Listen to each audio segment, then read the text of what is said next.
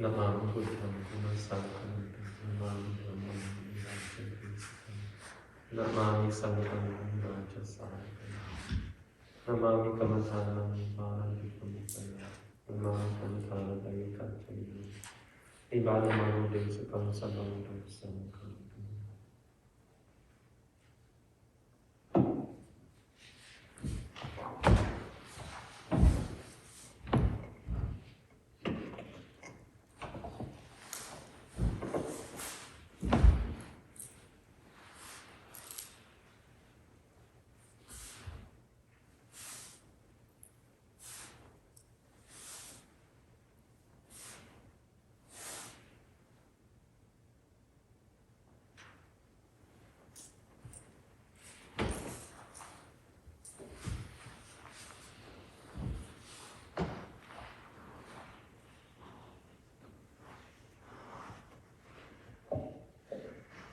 From page 5, please follow along and repeat after me.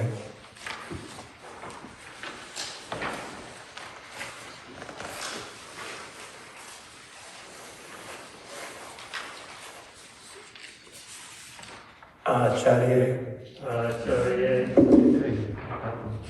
Sorry. That's the last one. First.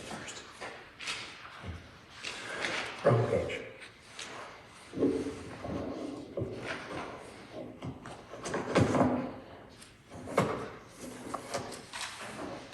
Sorry, page 6.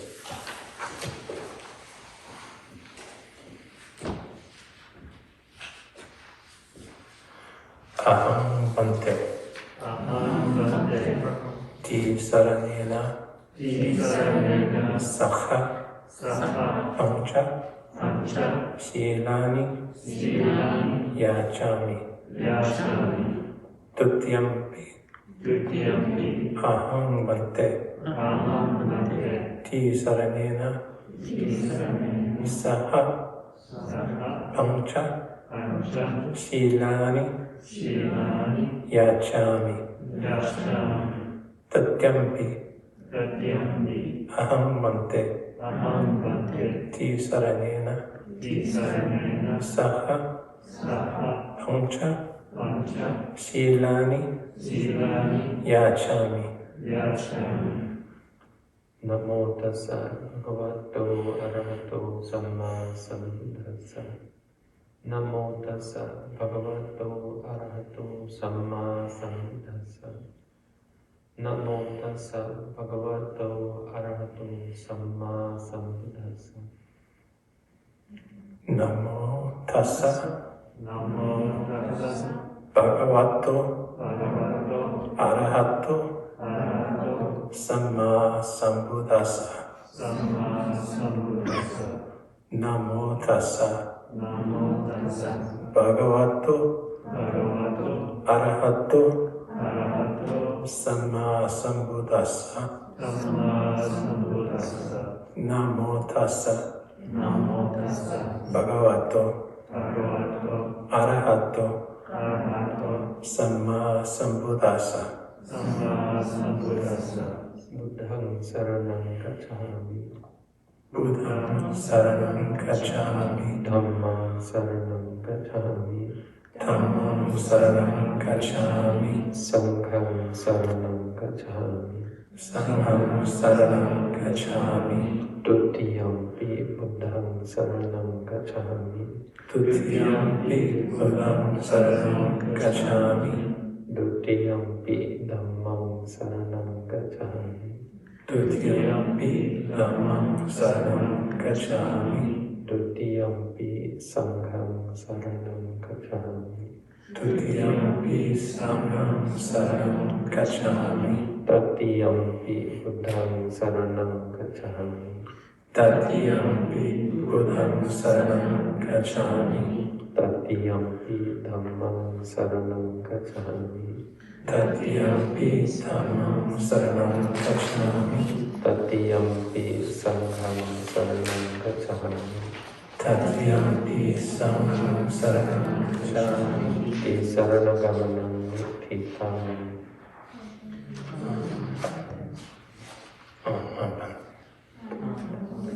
Pānāti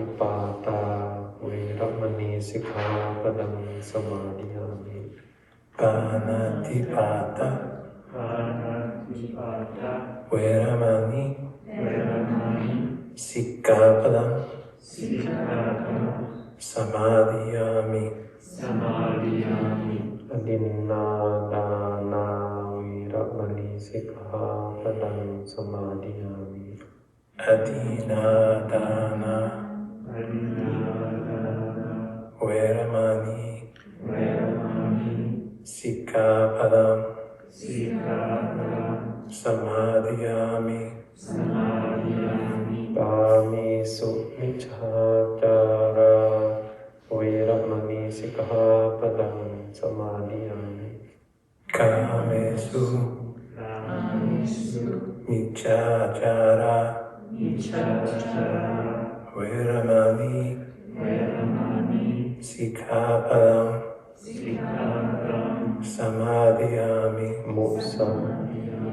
Musāvādā Veramani Sikkhapadam Samadhiyami. Musāvādā Veramani Sikkhapadam Samadhiyami Surāmeraya Majjapamādāṭṭhānā Veramani Sikkhapadam Samadhiyami. Sura Meraya Majja Pamadatana Veramani Sikkhapadam Samadhiyami Imāni pañca sikkhapadāni sīlena sukatiññanti sīlena bhoga sampada sīlena nibhutiññanti tasmā sīlaṃ sodhāye. Sadhu, sadhu, sadhu.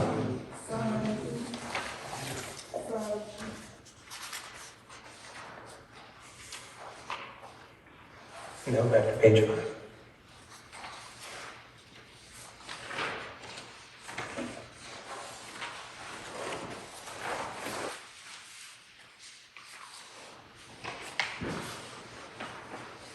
Page 5.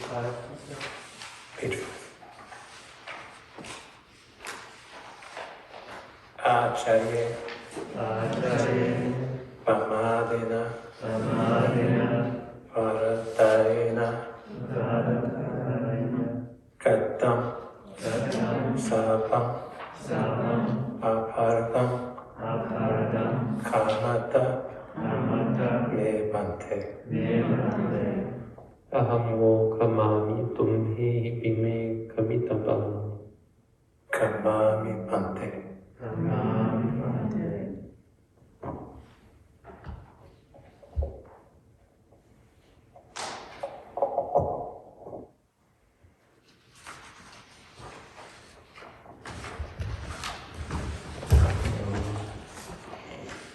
Congratulations, everyone, to the people who survived.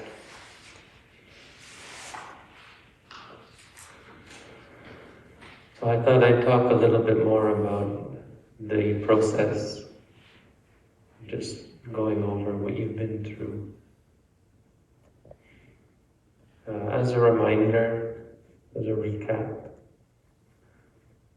but also as an explanation to help clarify some of the process to you, give you a better idea of what exactly you've been seeing and process what you've been coming to understand through the practice. So last time I was talking about the path, I talked about finding what is and is not the path. And after that point, it was expected, or it's expected that the meditator is on the path. And so where I left you all to practice on your own, that's where you're finding the path, or where you're following the path and discovering the truth as you go. The path is subdivided into stages of knowledge. And so you go through various stages, related to the discovery and the deeper understanding of reality. They're not complicated. It's not a complicated, abstruse sort of teaching. It's quite simple. If you want to sum it up, as I've said, it's about seeing the three characteristics more and more clearly. Seeing about the things that you thought were satisfying, that they're not satisfying. The things that you thought were stable are not stable. The things that you thought you could control are not controllable. To change the way you look at things instead of trying to find stability, satisfaction, and control. Being independent and not being upset or suffer because of impermanent suffering and non-self.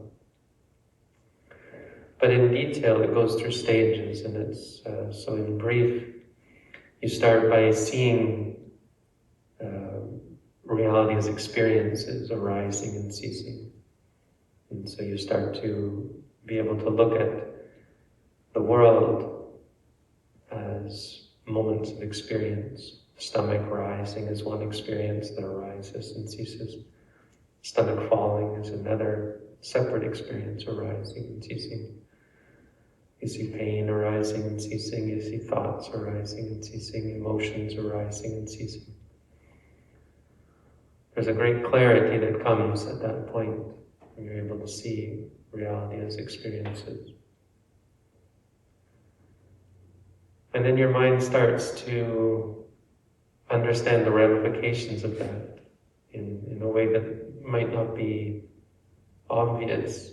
The mind begins to focus on the cessation of experiences. The important thing of that, the important aspect of the arising and ceasing of phenomena is that they cease. That the things that we cling to are not stable. That nothing lasts forever. And so your mind begins to appreciate the reality of cessation, that nothing lasts. It becomes hard to note sometimes as your mind is just simply seeing everything ceasing, ceasing, ceasing. It can begin to create anxiety in a new meditator as they are so used to finding things to cling to, things to hold on to, some stability, that when we come to meditation, one of the first impulses is to try and make it stable, to find some sense of order in our practice. Okay, figure it out so that it's comfortable, stable. And so can be a great anxiety in the beginning when you wonder why it's not working. It's because everything ceases, everything changes, it's unpredictable. But the wisdom behind it, the important wisdom that you gain in these beginning stages, is of the danger of clinging, that there's actually no suffering that comes from cessation of things or the impermanence of reality unless you cling to it. And you start to see how much stress and suffering comes from clinging to things that don't last. And this is where the mind begins to feel uncomfortable, sometimes displeased, feeling like the body is rotten, the mind is rotten. The body and the mind that we've always strived to fix, to heal, to take as a refuge. We want a beautiful body, we want a beautiful mind. We start to see that it's not looking so likely. You see that the body is broken, the mind is broken. Part of the middle of the practice can be quite uncomfortable at times. Not necessarily unpleasant, but it's uncomfortable. It makes us uncomfortable.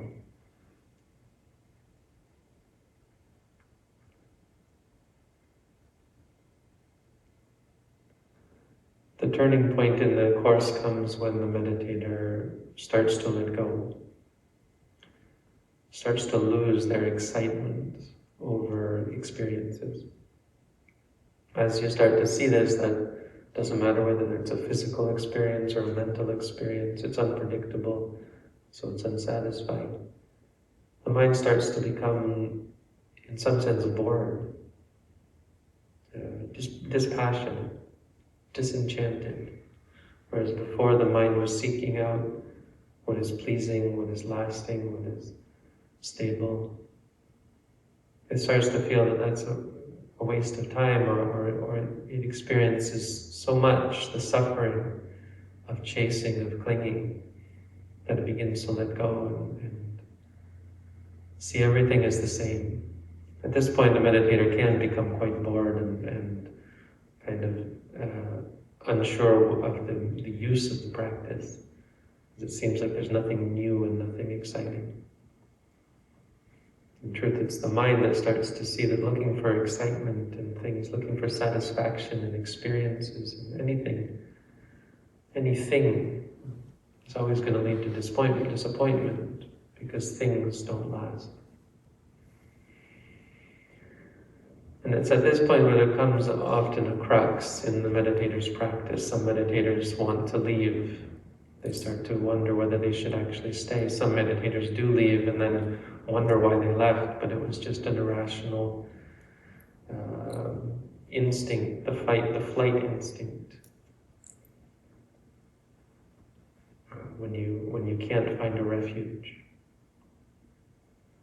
But the wisdom that comes at this point is the meditator changes their perspective, and instead of seeking out experiences that might somehow last forever, one seeks out freedom from the clinging to experiences.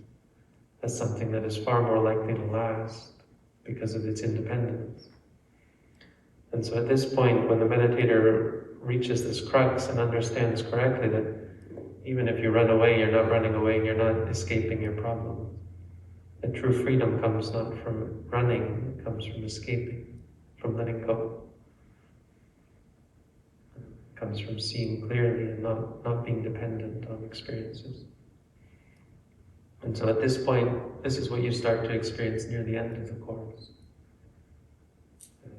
where you put more effort into the practice. It's still challenging, of course. It still hasn't gotten easier, but you feel more confident. You understand much better, and you have more resolve and determination in your progress, because you're no longer seeking out. You're now just looking to see clearly and let go. And so at that point, this is where you experience the refinement of the practice. You'll find day by day or hour by hour, your practice becomes more refined. You're able to see things more objectively, until eventually you reach what seems like a true state of objectivity, equanimity. You see everything as equal. You're not bored or you're not tired of the practice at all. You're just at peace and nothing disturbs you. There's a great sense of calm and peace, and just a general sense of the sameness of everything. Seeing experiences just as what they are, as experiences. And it's at this point where the mind reaches true clarity. This is the end of the course. When you come to the end of the course and your mind is truly equanimous, truly bright and clear, and seeing things as they are. And at that point there comes a moment in your practice where you see one of the three characteristics so clearly that your mind just lets go. Sometimes you'll be sitting and you'll see impermanent, something change, and it's just the last straw where your mind just finally makes a decision to let go. Not intellectually, but viscerally. Cessation.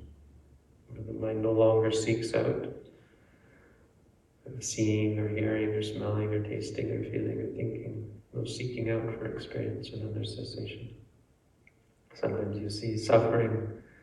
Just the last moment the mind is consumed by the sense that things, experiences aren't ever going to satisfy you. And sometimes non-self, you see the alien nature of experiences. Oh, they're not ours, they're not under our control. After cessation, there is an experience of the results, or the nature, experience of reflection on the nature of cessation. So at the end of the course, after you finish the course, this can go on for days, where the meditator is reflecting on the progress that they've gained in the practice, the results of the practice.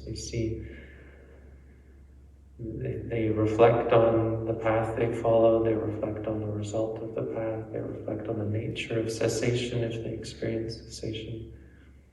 They reflect on the defilements, the corruptions in the mind that are gone, that are no longer in the mind.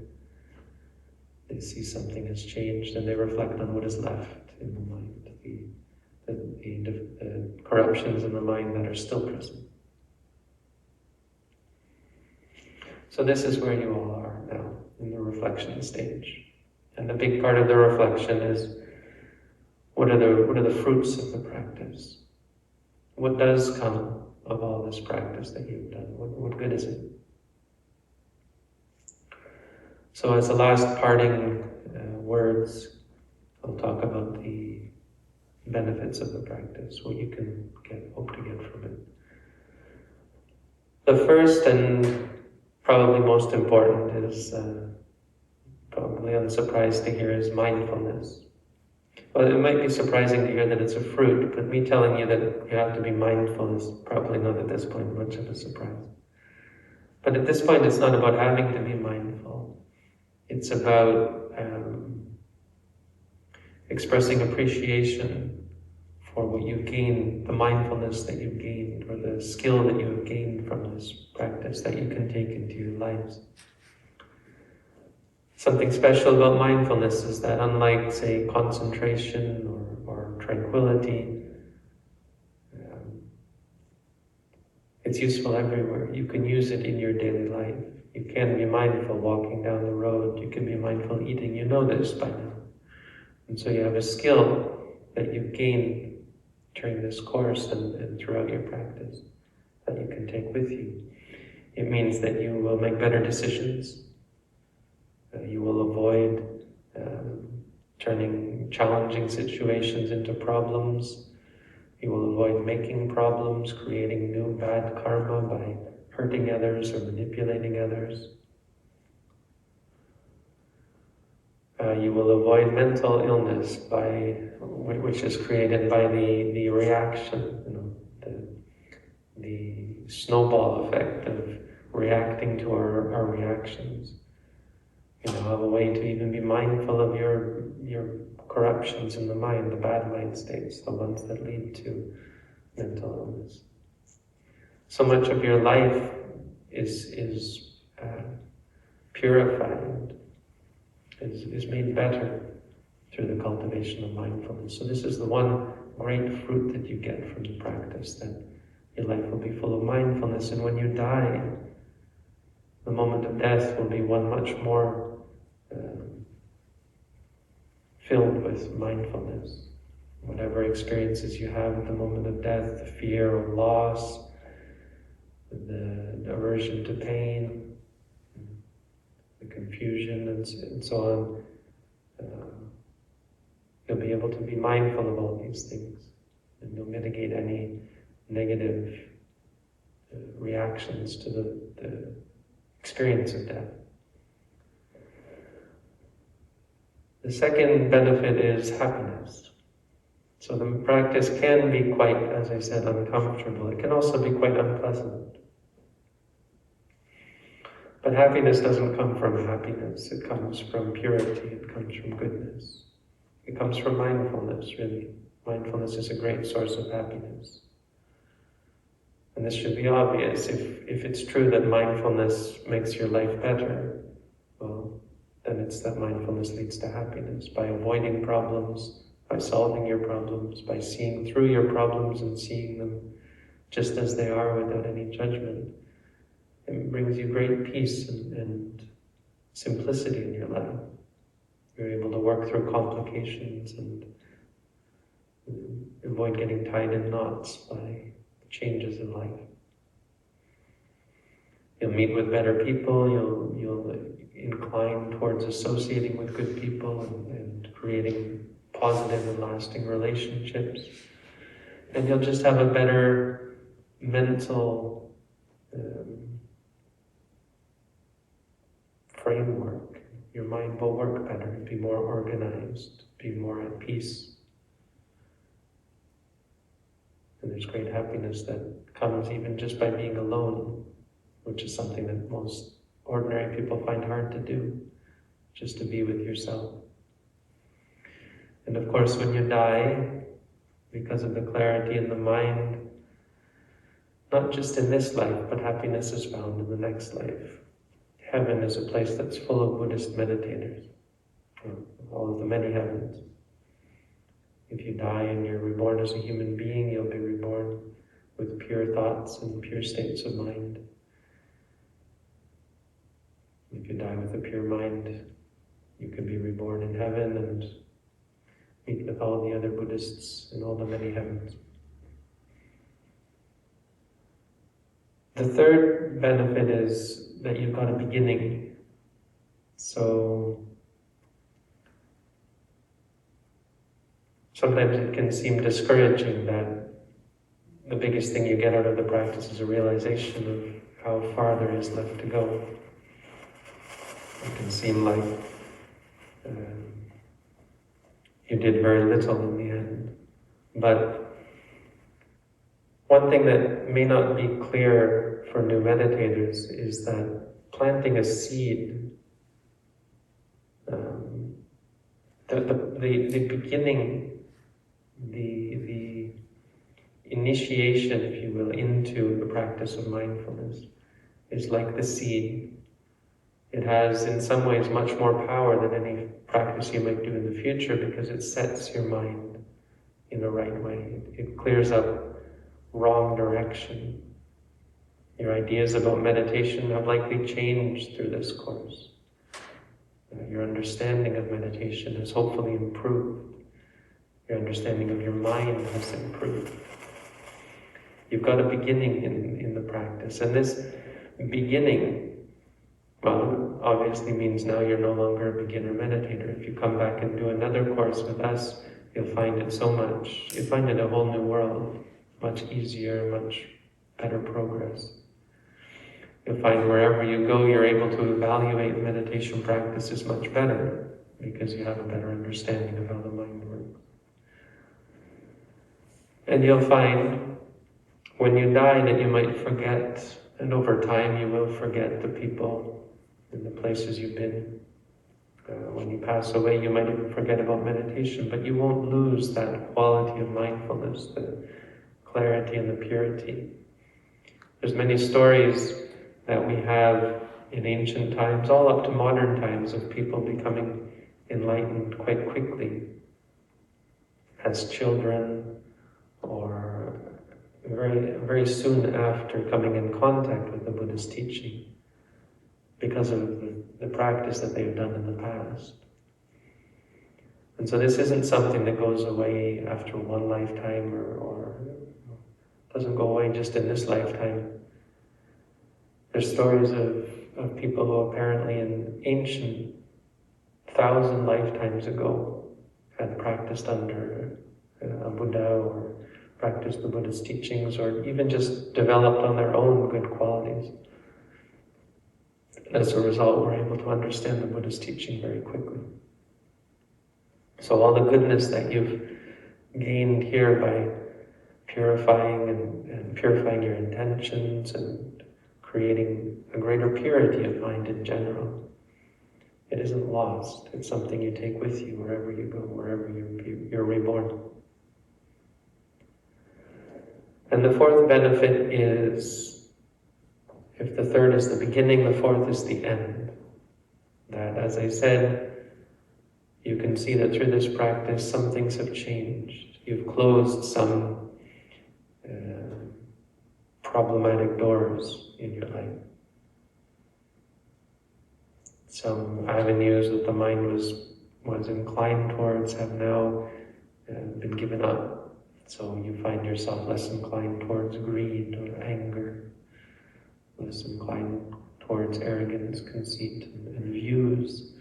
Hopefully your views have become more in line with your actual experience.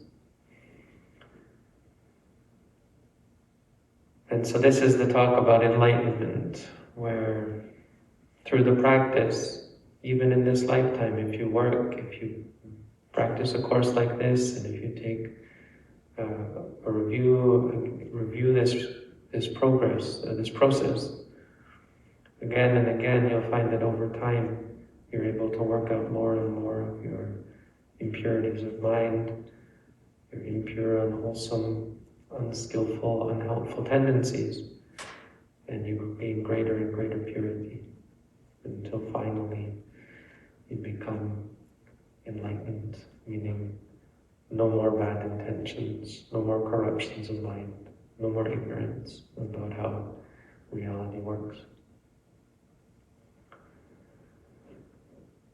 So those are the basic benefits that you can hope to gain from the practice. The last thing I would talk about, just in closing, is some advice that I might give you.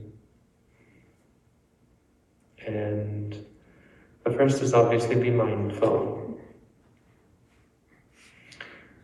But I think the second is to understand how a course like this works, that you have left society.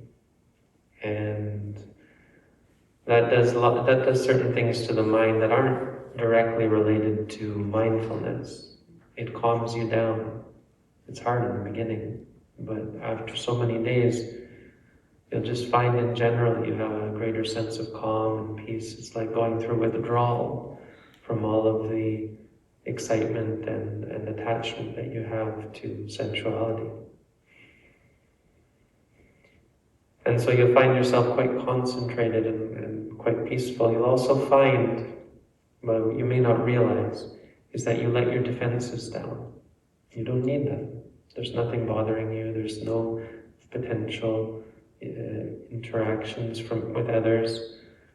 You keep very much to yourself.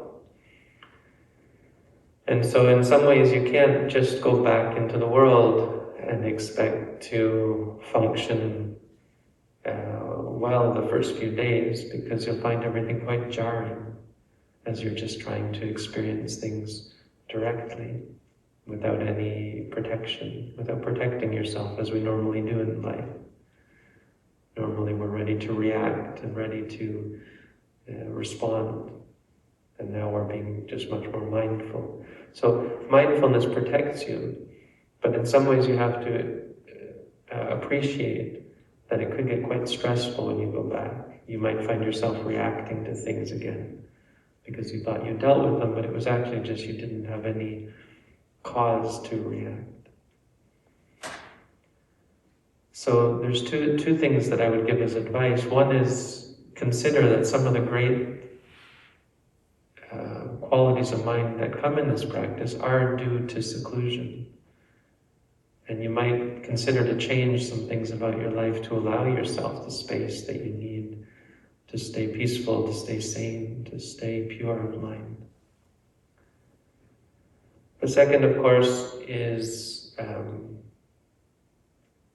to make sure that you try to keep up the practice at home, to try and stay mindful and approach things not with the sense that you should be at peace or you should be happy or you should be calm, but that you should have a clear mind and a clear, objective experience of reality. Don't overestimate what you gain from here, because much of what you gain is, again, just the calm and peace of being alone and meditating. Try and see what you really gain from this course as wisdom, as understanding, and as clarity. And so try to just have an open mind and experience things as you've been taught to do and as you've been doing here. you should find that your life improves through this practice. Just don't be caught off guard by change and by external stimulus. So that's all. I guess I would say thank you to Jeff and Adder for organizing this, and thank you all for your sincere effort and inclination or desire to better yourselves. I think it's a noble thing, and I'm happy to help, and thankful that we could have this opportunity to practice together. So I wish you all peace, happiness, and freedom from suffering, and all the best on your travels home. Sadhu, sadhu, sadhu.